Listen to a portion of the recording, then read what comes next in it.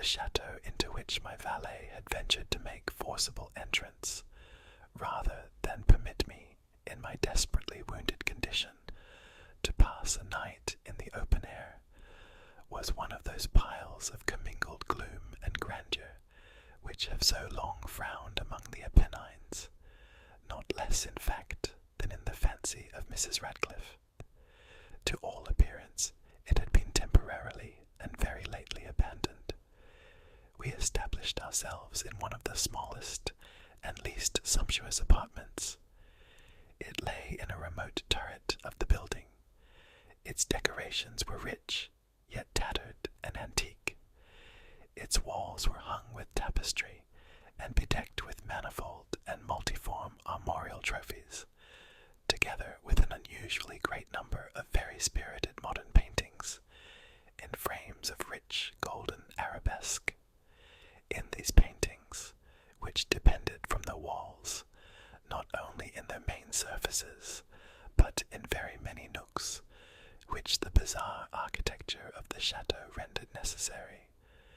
In these paintings, my incipient delirium, perhaps, had caused me to take deep interest, so that I bade Pedro to close the heavy shutters of the room, since it was already night, to light the tongues of a tall candelabrum which stood by the head of my bed, and to throw open far and wide the fringed curtains of black velvet which enveloped the bed itself. I wished all this done that I might resign myself, if not to sleep, at least alternately to the contemplation of these pictures, and the perusal of a small volume which had been found upon the pillow, and which purported to criticize and describe them. Long, long I read, and devotedly I gazed. Rapidly and gloriously the hours flew by, and the deep midnight came. The position of the candelabrum displeased me, and outreaching my hand with difficulty, rather than disturb my slumbering valet, I placed it so as to throw its rays more fully upon the book. But the action produced an effect altogether unanticipated. The rays of the numerous candles, for there were many, now fell within a niche of the room, which had hitherto been thrown into deep shade by one of the bedposts. I thus saw in vivid light a picture all unnoticed before. It was the portrait of a young girl just ripening into womanhood. I glanced at the painting hurriedly, and then closed my eyes. Why I did this was not at first apparent even to my own perception, but while my lids remained thus shut, I ran over in my mind my reason for so shutting them. It was an impulsive movement to gain time for thought, to make sure that my vision had not deceived me, to calm and subdue my fancy for a more sober and more certain gaze. In a very few moments, I again looked fixedly at the painting.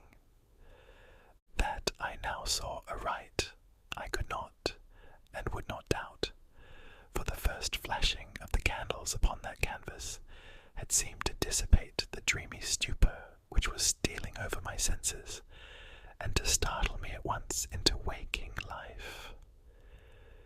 The portrait, I have already said, was that of a young girl. It was a mere head and shoulders, done in what is technically termed a vignette manner, much in the style of the favourite heads of Sully. The arms, the bosom, and even the ends of the radiant hair melted imperceptibly into the vague yet deep shadow which formed the background of the whole. The frame was oval, richly gilded, and filigreed in Moorish arabesque.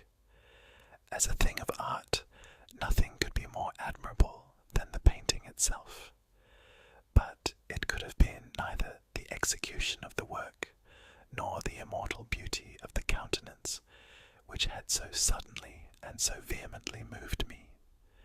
Least of all, could it have been that my fancy, shaken from its half-slumber, had mistaken the head for that of a living person. I saw at once that the peculiarities of the design, of the vignetting, and of the frame must have instantly dispelled such idea, must have prevented even its momentary entertainment. Thinking earnestly upon these points, I remained for an hour perhaps, half sitting, half reclining, with my vision riveted upon the portrait. At length, satisfied with the true secret of its effect, I fell back within the bed. I had found the spell of the picture in an absolute lifelikeliness of expression, which, at first startling, finally confounded, subdued, and appalled me. With deep and reverent awe, I replaced the candelabrum in its former position. The cause of my deep agitation being thus shut from view, I sought eagerly the volume which discussed the paintings and their histories. Turning to the number which designated the oval portrait, I there read the vague and quaint words which follow.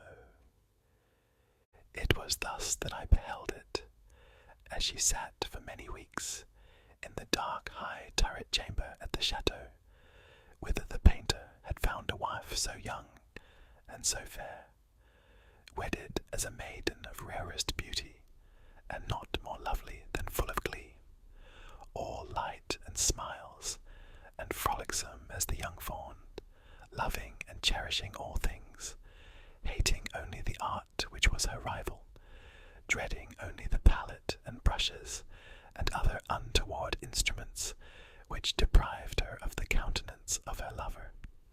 It was thus that she sat uncomplainingly for many weeks in the dark, high turret chamber, with but little food or drink, yet with much of passion in her heart, and a maiden shame upon her cheek. With the placid smile of duty upon the lips, she breathed no sighs, for she saw that the painter, who had high renown, took a fervid and burning pleasure in his task, and wrought day and night to depict her who so loved him, yet who grew daily more dispirited and weak. And in sooth, some who beheld the portrait spoke of its resemblance in low words, as of a mighty marvel, and a proof not less of the power of the painter than of his deep love for her whom he depicted so surpassingly well. But at length, as the labour drew nearer to its conclusion, there were admitted none into the turret, for the painter had grown wild with the ardour of his work, and turned his eyes from canvas merely, even to regard the countenance of his wife, and he would not see that the tints which he spread upon the canvas were drawn from the cheeks of her who sat beside him.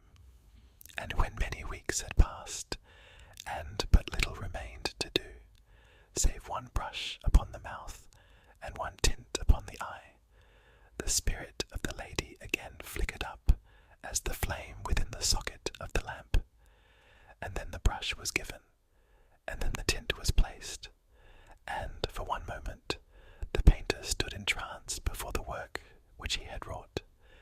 But in the next, while he yet gazed, he grew tremulous and very pallid, and aghast, and crying with a loud voice, "This is indeed life itself," turned suddenly to regard his beloved. She was dead.